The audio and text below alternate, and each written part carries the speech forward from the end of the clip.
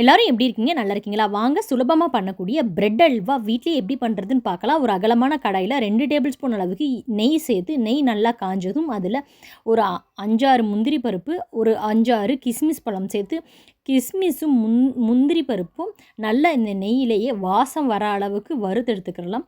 இப்போது 2 நிமிஷத்துலேயே முந்திரியும் கிஸ்மிஸும் நல்லா நம்மளுக்கு பார்த்திங்கன்னா நிறம் மாறி நல்லா வறுபட்டு வந்திருக்கு.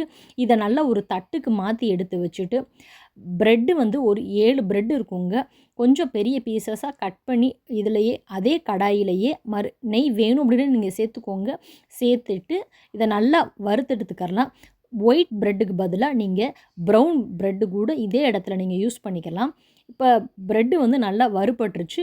தனியாக எடுத்து வச்சுட்டு ஒரு 3/4 டம்ளர் அளவுக்கு ஒயிட் சுகர் சேர்த்துட்டு அதிலேயே 1/4 டம்ளர் தண்ணி சேர்த்துக்கிறேன். தண்ணி சேர்த்துட்டு இந்த சுகர் வந்து நல்லா மெல்ட் ஆகி வரட்டும். இப்போ பார்த்தீங்கன்னா நல்லா சுகர் வந்து கரைஞ்சி வந்திருக்கு. ஆல்ரெடி நம்ம வறுத்து வச்சுருக்க ப்ரெட்டு துண்டுகள் எல்லாத்தையும் இந்த சுகரில் அப்படியே டைரெக்டாக சேர்த்து நல்லா சிம்மில் வச்சு கைவிடாமல் ஒரு 2 நிமிஷம் கிளறணும். அப்படின்னா நல்லா இதாயிரும்.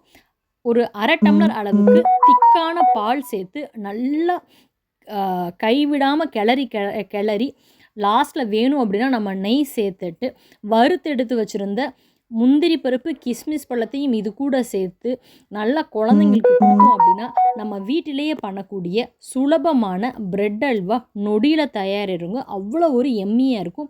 நீங்களும் உங்கள் குழந்தைங்களுக்கு இந்த சிம்பிள் அண்ட் ஈஸியான பிரெட் அல்வாவை செஞ்சு கொடுங்க. அவங்களுக்கும் கொடுத்து நீங்களும் சாப்பிட்டு குடும்பத்தோட சந்தோஷமாக இருங்க.